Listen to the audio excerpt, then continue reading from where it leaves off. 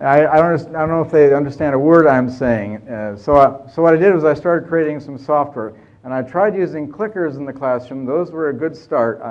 It allowed me to allow the students to participate more, to ask questions and get feedback, but I couldn't ask the types of questions I wanted to. As a meteorologist, I wanted to ask questions about weather maps. And duh. So I created a system that I could show them maps, and they could put dots on the maps, and we could show the dots on the screen in real time with their laptops. And this was back in the middle 2000s. So what happened next was the students said, look, we're going to lug our laptops to class. How about if we could do this, this, and this, and this? And the list became long, and I just became a good listener and started putting these things together. And what I'm going to show you today is the outcome of this. And I'm so excited to talk to you about this today, because what I'm showing you is the data that I got from this year from my course using this technology, which allows me to know everything my students are doing. Now, for you who are instructors, I challenge you. If you knew everything your students were doing, would that help you? Yeah. Nonetheless, I'm going to show you some results. And by the way, I should tell you something about this course. Because it became so big, I'm talking about it as a hybrid course. And this course is something I teach face-to-face, but the room holds 100. I mentioned I have 250 in the course. The rest of them are invited to participate live, but they're going to do it via streaming video. And I use a system from Echo 360. It allows me to stream the class out to the world. So when I'm doing that, this system is, let me just go there. First of all, the question I have for you, if you had to guess right now, what are the measures of what students do to help them learn? And each of you probably has a different idea for what that might be. There are things they're going to do before class. You know, they might actually read the book. That's cute. They come to class, and at which time you have a discussion, or all too often we simply yell at them, talk to them, read them the book out loud, basically. And then after class, they might also do something like homework and such. So these are various activities going on that I'm going to call intrinsic influences. These are things the students do themselves as part of the course. Nice theme song there. Extrinsically, there are things that happen that the students walk into my classroom and they may or may not be ready to learn for a variety of reasons. They have some history. They have maybe done poorly in the past. They don't feel confident about their ability to learn. There's various degrees of motivation. My course is a science distribution course. They take this course because they have to fulfill a science requirement. And most of them are not going to be scientists, much less meteorologists. They don't want to be there. So that motivation issue comes into play. And then lastly, I'm going to talk today about wellness. This is probably the first time you've heard this. But I've measured my students' wellness day by day for the entire year. And I've correlated that with their grades. And I'll show you some of this stuff. It's fun. All right, so this is the tool that I created. It's called Lecture Tools. And with Lecture Tools, the students can see the slides that I'm presenting in class, and they can take notes over here. And the notes that they're taking are synchronized with the slides. So they can walk to any machine, any computer, and they're going to have access to their notes without losing any notes. They can browse the slides forward and backward down on the bottom here. They can annotate the slides, so they can draw on my slides on their computer, and their drawings are saved. If I draw on the slide, they can draw on the slide. They can bookmark slides. So what Perry is saying right now is important. Mark that. And later when they go to browse the slides, they'll see they can go look at just the slides they thought were important, helps them focus their study. Then the flag up here says, I'm confused. I don't know what Perry's saying. I call it the WTF button. I am lost. Punch that button. It does two things. It marks the slide as a place that they were confused. They can look at that later. And second, it sends a signal to my computer in the front of the room up here. I have a meter showing me how many students are confused. Is that cool or what? I ignore it, but it's going up and down. I know. I mean, this is the kind of data it's collecting. And as a meteorologist, I've got to tell you that I could go out and build all kinds of new thermometers and plop thermometers. In fact, you may or may not know that I've started something called the Weather Underground, which is weather on the internet. And so we could create new thermometers and stick them around the world. But that's great, but what you're interested in is the forecast. What's it going to be like this weekend? So likewise, tools like this are the thermometer. They're collecting all kinds of data. Our trick today, and what we're going to talk about today, is how we turn all that stuff into a forecast. How do I predict which students are going to be at risk and which students are going to be successful? The button up here, which is this is everything I'm showing you, the students came up with. This one, ask a question. This is great. What happens there is that you can pose a question, and they again come streaming up to my screen. I'm sorry. And again, you ignore it. Well, I do ignore it, but with a kind heart. I'm blessed with a teaching assistant, and his or her job is to sit there and do spin control on Perry, answering the questions in real time. And the beauty of that is everybody can ask questions, and everybody sees the questions and the answers, but you don't see who asked the question. It's fair game now to ask the dumb question. And my God, you get some dumb questions. But it's good. You're inviting the students to participate. And anytime you invite the students to participate, they will. All too often in large classes, we don't give them the opportunity. This is the kind of idea we have for helping them get there. So all sorts of data are being collected by the system. I mentioned already the notes are there. They come to class. They bookmark slides. We capture the lectures and not only broadcast them, but capture them. Did they answer questions in class? Did they get the question right in class? Did they pose any questions? Were they confused? And all this data is going into a central database, which we can then mine. And I'm going to talk about various parts of this and how we do mine them and what comes out of that. But then you take this system, and most of you who are at universities already have some kind of LMS, I'm guessing, right? Blackboard, Moodle, whatever. So we take this system, and that's just one part of the data, because then you can get the data into the university database. That's coming from, we have Sakai at Michigan. Pick whatever you want coming in here. Maybe you have a student information system, which has background information about the students that could be extracted. Oh, time's up. What happened now? Did my program die? That's PowerPoint, not my program. Just to point that out. All right. Okay, good. So the idea here is, by the way, if you're buying things like tools to use in the classroom, be damn sure that they sign a paper saying you get access to the data from it, right? All too often there's proprietary groups out there who just want to store their data and charge you extra for it. No, you should get the data from whoever the vendor is that you can collect on campus so you can do this research. In fact, build a sandbox in here so students or faculty can get access to these data anonymized, but they can all start building their own tools. This is the open idea we have here for how to move this forward. So we're collecting all these data. Any questions so far? How big is This class is like 250 students. You said it's anonymous, so how do you? Okay. To the fact how Yeah.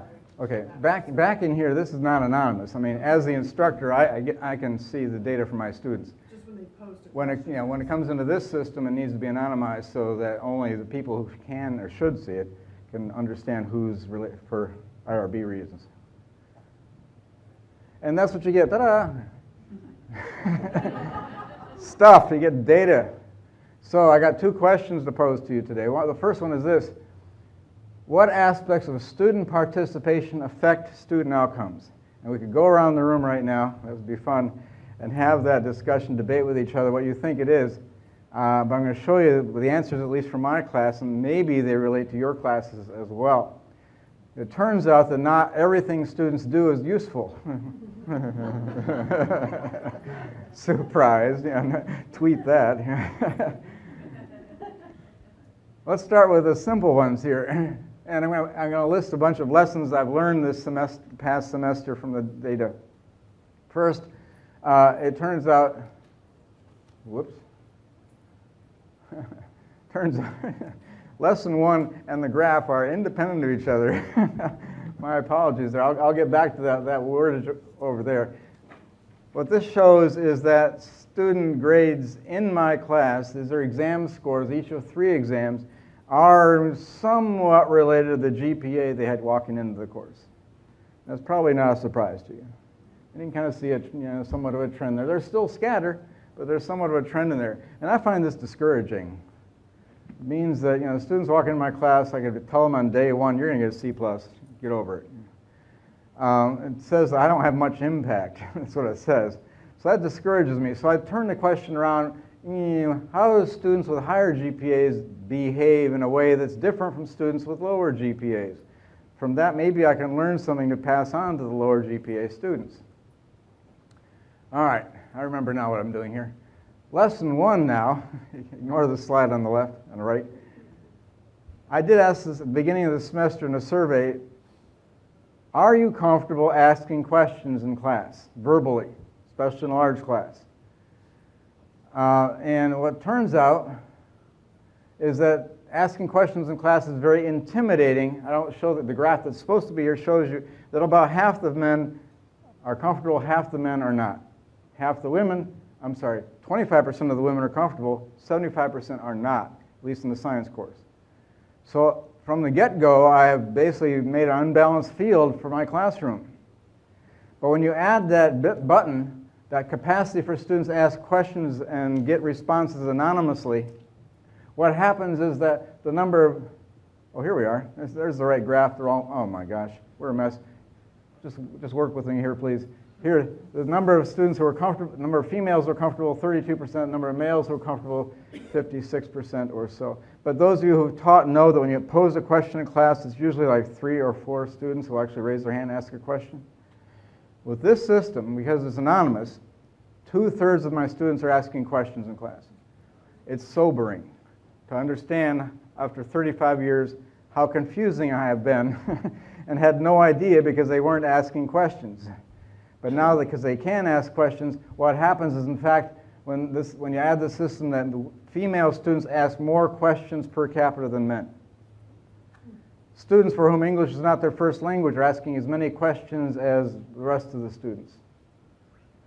And we've leveled the playing field, and I declare victory at this point. I have made my class more inclusive. Everyone can participate comfortably. And this, for me, is the first good news. Oh, here we go. Here's the results. So female students are actually asking more questions than the male students in class. This is great. Everyone's participating. Lesson 3-ish. Student outcomes are not necessarily related to their level of attendance. What we did is I've measured, because I can measure, did you come to class today? Electronically, I know if you came to class today. You log into the system, I know what the IP is, I know if you came to class, I know if you came to class remotely or you came to class physically in class. And looking at that, when looking at the scores on exams, it turns out there isn't any discrimination going on here. If you missed in a lot of classes, it's not obvious that you got lower grades. Basically, many faculty use attendance. They measure attendance in class. I'm arguing today attendance is a worthless measure of student outcomes by itself. Now, this shows in my hybrid class what does happen over the course of the year. This is the past semester. And what shows is this number of students who came to class is the black area. The gray area is the number of students who participated live but remotely. And the white area is students who just didn't show up. Missing.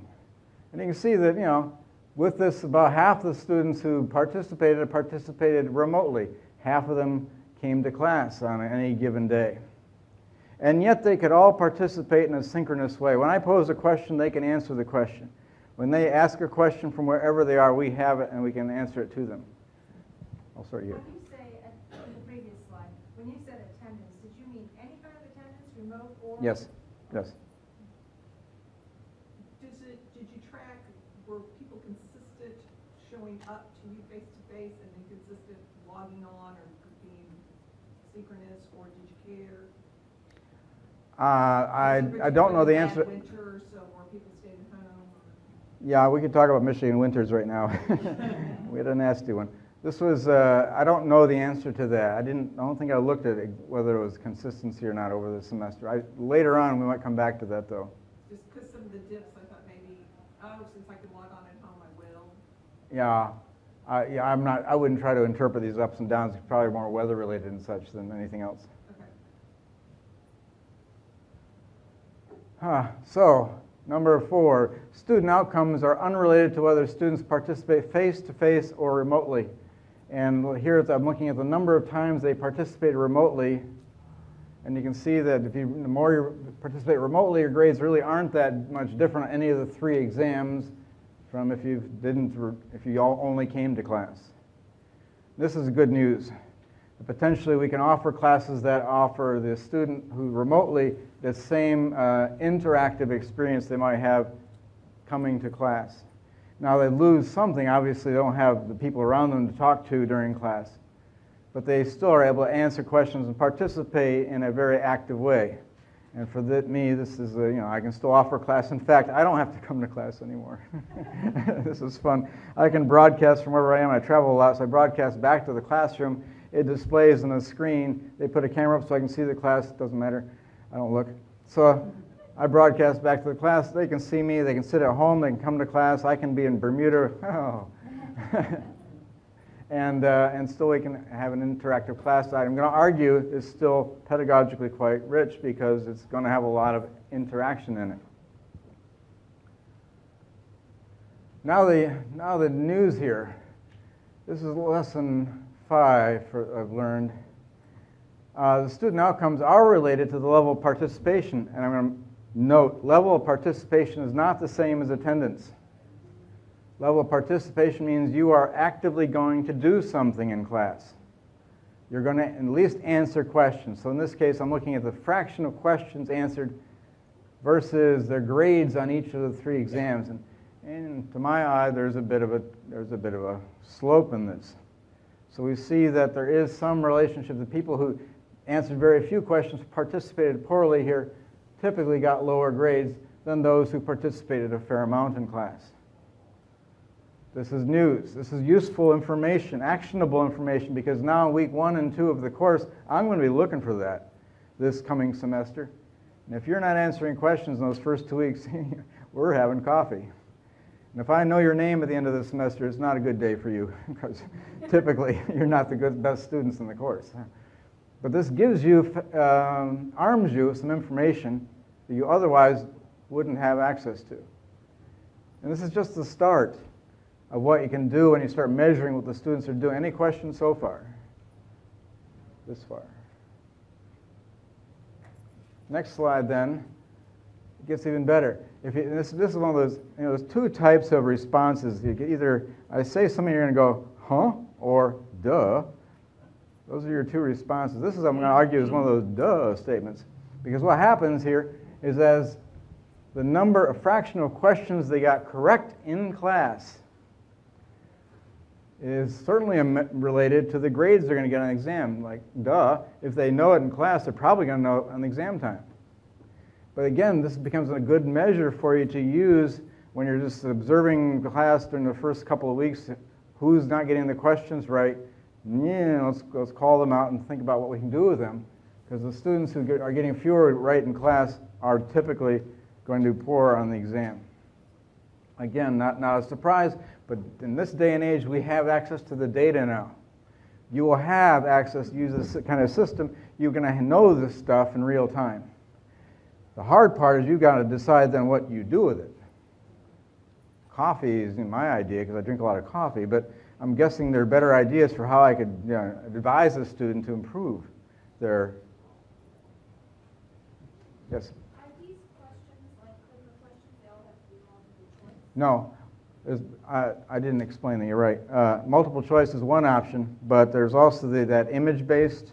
I'll show you an example in a minute, being weather maps. And even on the image map, I can say this area is the correct area, and it keeps track of what's the correctness there.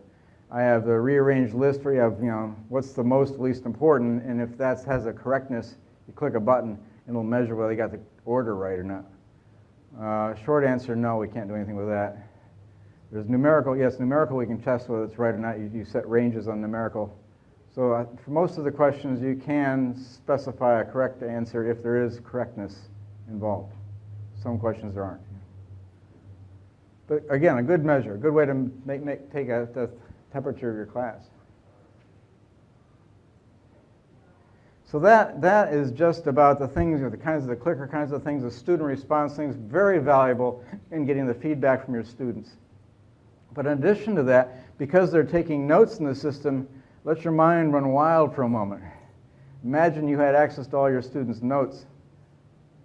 Ugh. Well, here's a measure at least showing me how many notes are students taking. And it's the number of students taking notes. Number of students taking notes is the darker area here. The average words typed per student is sort of the light blue area at the top here. So you can see on this day, the students, this is about, I talked about moisture, they took a lot more notes that day. Here, general circulation, a lot of notes. Guest lecture. There's just data I have never had before to see, how students are, basically how attentive are they, how engaged are they, how many notes are they taking. I'm getting more information than I've had before, and the system has all their notes. I'm going to come back to that thought in a moment. Well, it turns out that when you look at the grades the students get at the end of the semester, that there is a relationship between the number of slides containing notes and the grades that they get. Basically, it's not the number of words that they type necessarily, it's how many slides do they take notes, do they attach notes to. Because every student takes notes in different ways. Some are just verbose, trying to transcribe everything Perry says, and others are just putting bullets down to remind them of certain facts. I don't know anything about this field, except my expectation would be that it's the number of notes you take, number of slides with notes attached, which is more a measure of how engaged you are and how attentive you are to the material. And sure enough, there does seem to be some relationship here between all three exams. I should explain, by the way, in the data, that we segregate the data, I segregated my data into 3 blocks before the first exam, between the first and second exam, between the second and third exam, and then looked at the number of slides containing notes in each of those 3 blocks. So for exam number 3, it's only the number of slides between exam 2 and exam 3. I was down to that granularity here. But it's fairly consistent. Again, another measure at least of I might look for. Are you taking few notes on few slides? Now, students also, as I said before, they come into the course with some kind of motivation.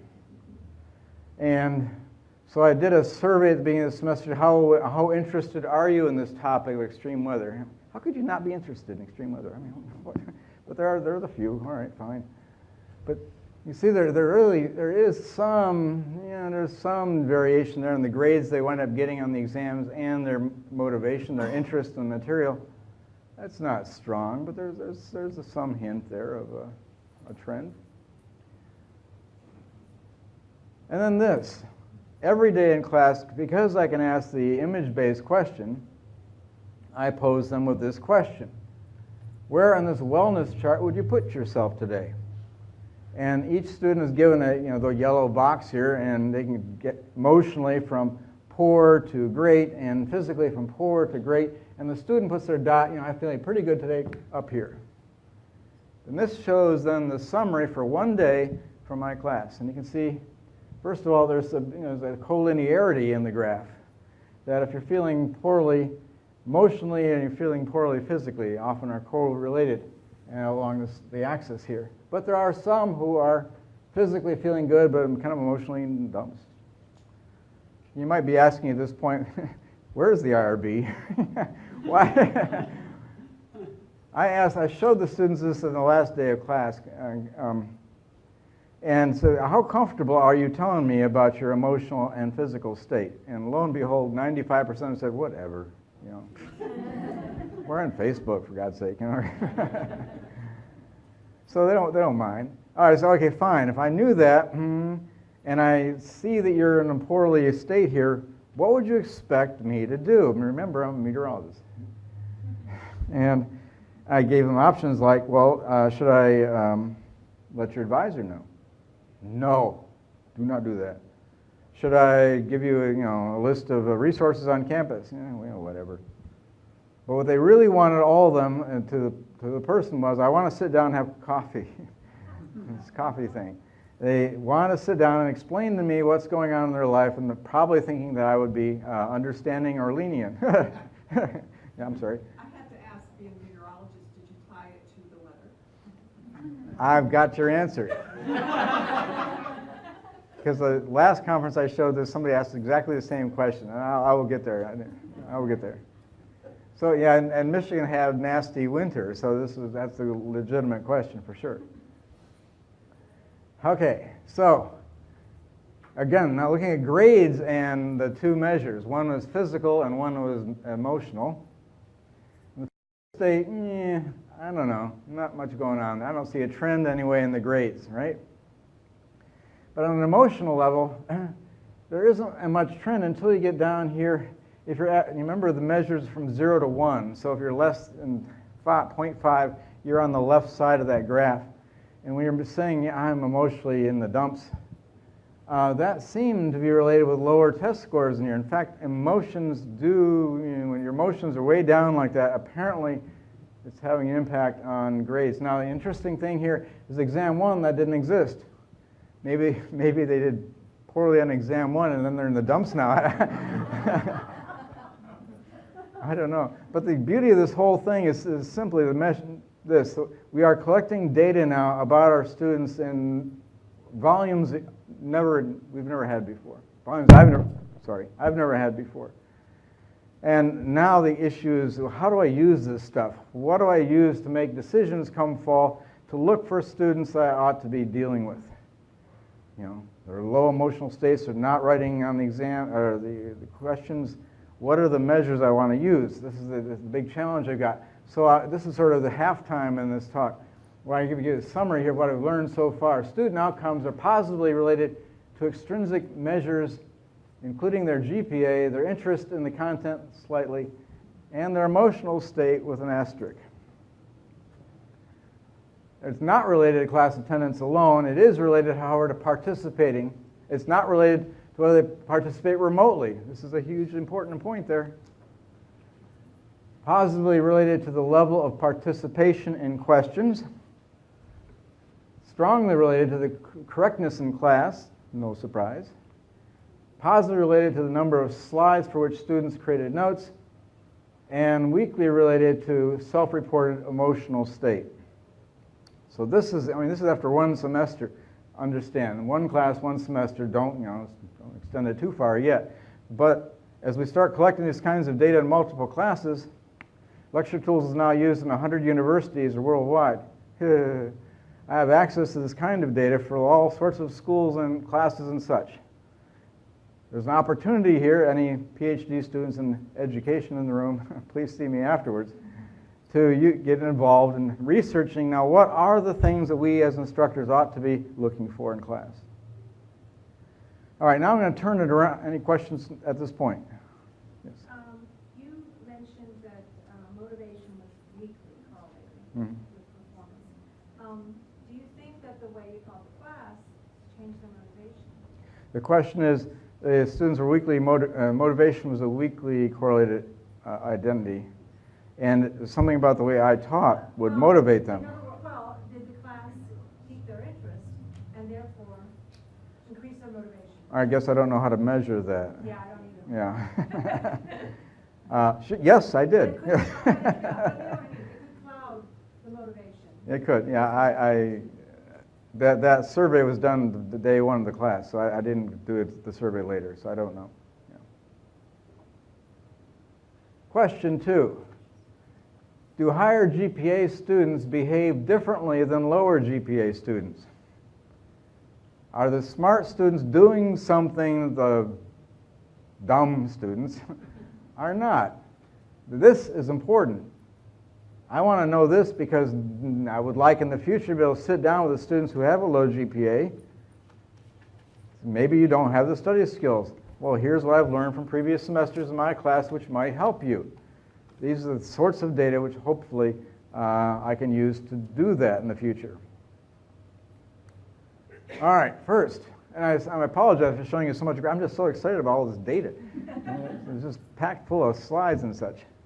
But this is, first of all, this is participation as a function of their incoming GPA. And the incoming GPA is on the x-axis here from 0 to 4 at Michigan. 2.5 is low and 4 is obviously high. And you can see, first of all, the fraction of questions attempted as a function of GPA. So there is a trend here as well. The lower GPA students don't answer as many questions, simply don't participate as much.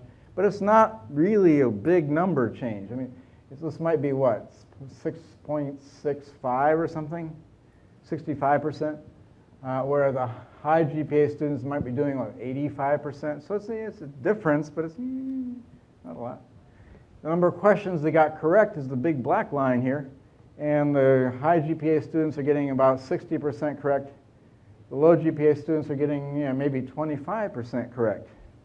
So there is a trend there as well, and no surprises. And the red dashed line is simply the ratio of the two. So even when they did try to answer questions, the low GPA students got fewer of them correct. So there's evidence, again, that the incoming GPA is going to obviously influence their performance in the class. But my gosh, look at this. This is because I can now I have the number of words that they're typing in class. This is as a function of grade point down here, the number of slides for which they took notes. And now the students with the lowest GPAs here took, what's that, maybe 35 slides with notes. The high GPA students, 160 slides with notes. Tremendous difference here. The low GPA students, for whatever reason, are not taking notes. What's that about? Low motivation? Poor study skills? These are the kinds of things we need to start exploring here. It's the first time we've had this sort of data, though, that we might go and ask those questions of these students or point out to them. Or I ask you right now, what should I do with this on day one next semester? One option is I do the same talk for my class and show them all what's going on. Or I find the students with low GPA and I just have, do the coffee thing with them and show them the results. Or, I have to think about how to present this in a way, what intervention can I do which is going to grab these students and shake them up and say, oh, we should be doing something different. Yes? I worked with a professor at UNC Chapel Hill in pharmacy, and he actually did a lot of studies like you on previous semesters, and he shared it with the incoming students. Yeah. He shared all of it so that they had some idea of what they needed to do to be successful. All right. UNC Chapel Hill. Mm-hmm. All right. Yes. I think that students who come in with a low GPA may take it as destiny that I'm low GPA, I'm going to do poorly in this class. Mm-hmm. So I think you would have to frame it, especially for undergraduates, in terms of tips for success. And you have to tell them exactly how you derive those tips, but it might be a more positive spin. I like that idea. I do need to find a positive spin because, yeah. I can't hear the question, so if you could you summarize the question? Yes. Could you summarize the question? It wasn't a question. Oh. It was an answer. It was an answer. I said it would be more positive to frame it in terms of tips for success, because if a low GPA person saw that low GPA people did more poorly, they might take that as destiny, that they're going to do poorly in the class, and it's exactly the opposite effect. So you want to frame it in, here's what people can do to be successful in this class. Thank you. But I think showing them the data. No. I'm going to go back to saying is if you share the data, I mean, students are smart. They're not dummies. But if you show them the data, it backs up, but couch it with a positive spin. I disagree. I think you just reinforce that low GPA. If you show them that, you reinforce what they think they believe already. With that, now you just prove it to them. I'm going to want to know how to change. When you have to use behavioral economics, you have to change. Class. If you're going to speak, I need you to use the microphone. Please speak, but just. Is this on? Yeah. I think you need to use behavioral economics. You have to change the way the student sees it. You can present the data in a positive way, but showing them the negative side of it with real data just reinforces the image they have of themselves. So I don't think they go forward. If you looked at that UT Austin study that just came out, where they did this, they took those low-performing students, they didn't tell them, they just put them in a different class, and they all succeeded. So you have to just handle it a different way than showing them this. I'm not sure this helps, those students at least. Well, that's where I'm at. Is I got to come up with some strategy for the fall, and I'd like to do some intervention in the hopes that I could pick those students at the bottom and show them that, and it's not that they have that they're dumb, but they just aren't doing things the other students are doing. How can I help you get there? There's simple things like even framing, right? So there's been studies where even if you make this up completely, you can say, hey, we've seen that the majority of students who take notes more than 500 words will get a better grade. Right, so that's it. You don't say this. You say, if you take notes of X size, you'll probably do better. You just have to frame it. Okay, thank you. All right. Next, and those of you who are involved in hybrid classes, this will be of interest, I think. It turns out that because the class is face-to-face and or remote, you can participate. Students, as a function of grade point here, first of all, let's start with the students with the high grade points. The light blue line up here, are going to participate in class. They're going to physically come to class. Students in the dark blue here are students who participated remotely. Red means you just didn't participate at all. And you can see what happens here is that there is a shift in the lines somewhere around grade point 3.3 or so, where there's a flip, and the students with the low GPA preferentially watch remotely, participate remotely. Students with higher GPAs preferentially physically come to class. This is news. Now, I don't know what to do with that news, but it's very dramatic. And it tells me that, again, thinking of an intervention for the fall, I invite feedback here. One idea is you have to earn the right to watch class remotely. So you have to participate, come to class enough times and participate, do something, I don't know, sing, I don't know, something, so that you get the right to be able to watch at home. Or the stick model is if you're getting poor grades and you're watching from home, you can't do it anymore. Somehow I turn off the spigot as another possibility. Both of them sound terrible to me. So I'm guessing what I'm more likely to do is the same as you're suggesting, Brian, is we might just show them these results and say, a student who did, better came to class. What's the threshold you used on this class? What's the threshold I used on this class? What do you mean? This class. Oh, Miss Class, because these are for students who are using this lecture tool system, Right. So I know if they didn't log in during class time. Right, but what I'm saying, so if they missed any class, it wasn't multiple classes, it could have been just one class that you... The number of times they number of times here. Yeah. Okay, sorry. Yeah. So clearly there's something going on here that needs to be addressed, and I'm going to by fall come up with something to figure out how to address this. When they were remote, were they on video 2 ways? Not 2 ways, no. The remote thing is I broadcast the classes on a screen, and they can watch the screen and use lecture tools to take notes and ask questions. And So such. one thing I know that works in business meetings at least, if you're on 2-way video and everyone in the meeting's on 2-way video, everybody pays attention. When you're not being watched, you're kind of doing other things. So if you do something like Big Blue Button or another tool to stream, where if you're going to be remote, you have to be on video. So Yeah. space is there. You will pay attention No, more. my understanding that's going to be a problematic. A class of 250. So I don't know how to address that. But there's more level of participation by them logging into that system that there may not be in a business meeting. I think when you have to show your face, when you're remote, it's a different mindset. Oh, yeah. You know, I know when I'm in a business meeting and I'm not really a participant, I've got 6 windows open. I've had a student fall You know. asleep whenever there are, Right. and as a class, we all try to wake her up over the internet. I've had students fall asleep in class. Come on. I know none of you ever have, but.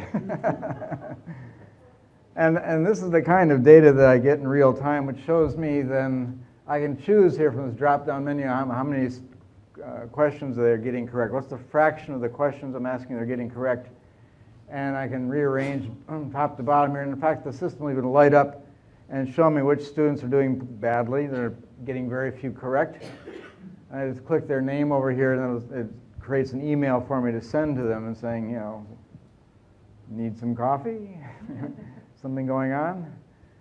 So again, we're getting access as instructors to more and more of these data. We are not trained yet to do much or to understand how to use these data.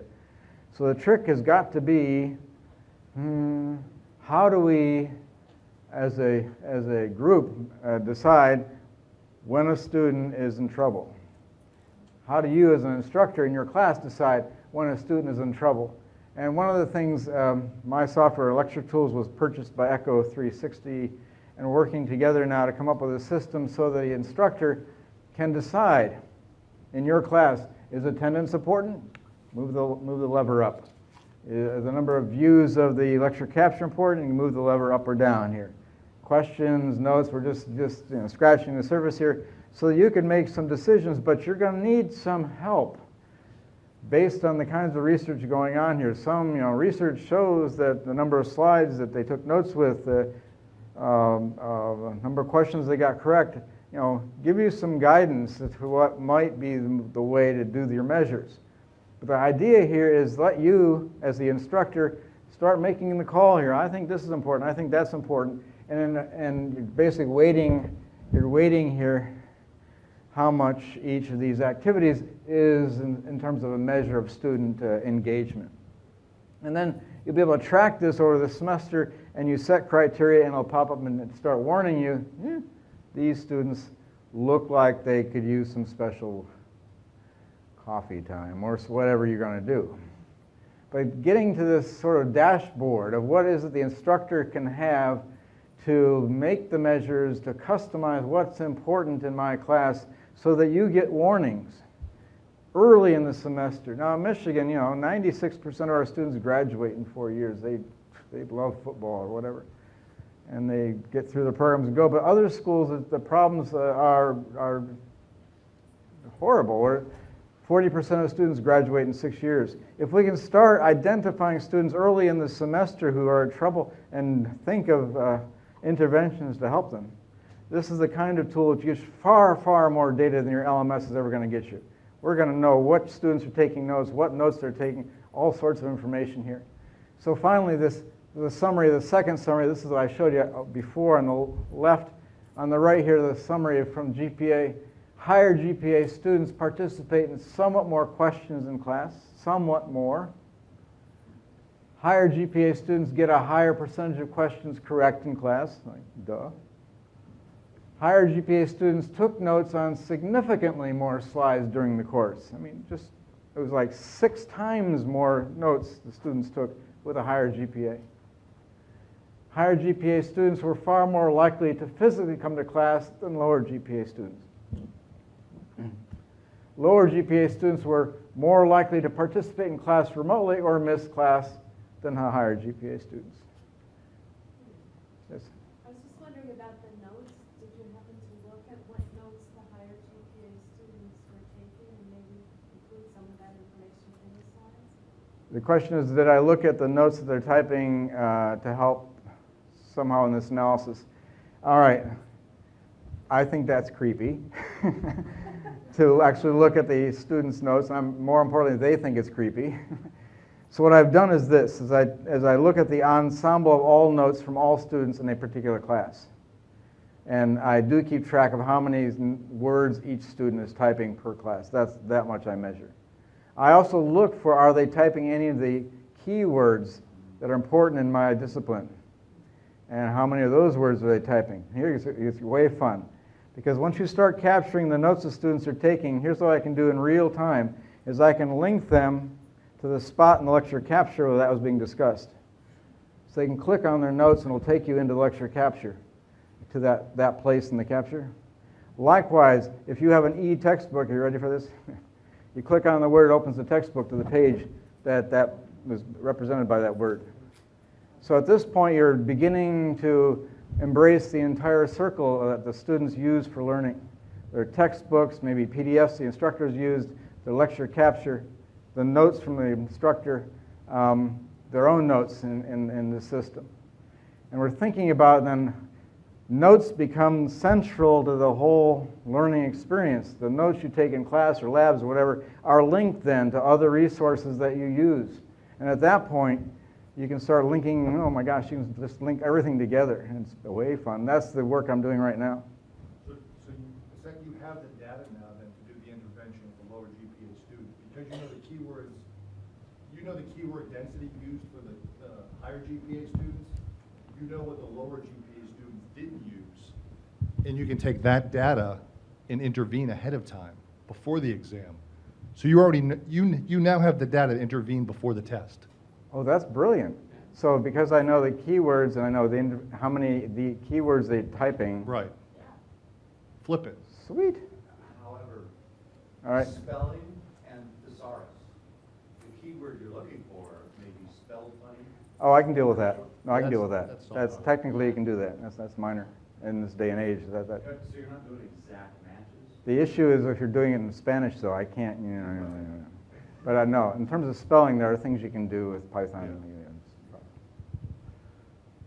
Please. So you found that there's a correlation with GPA and physical domain class, but you didn't find a correlation, and you found that there's a correlation between GPA and grade. But you didn't find a correlation between That measure of class in person and participating virtually versus, you know what I mean? I do know what you mean. No, the way I did that measure was the number of times they participated. I have to go back and look at that graph. I can't remember exactly right now, but the measure. Let's talk after, because I really can't remember that off the top of my head. Sorry. I was trying to figure out how that, because if it doesn't matter whether as long as they're participating, it doesn't matter if they're online or in person, it's surprising that the GPA, that there's that GPA correlation. Yeah, there is a disconnect there Yeah. that we need to understand better.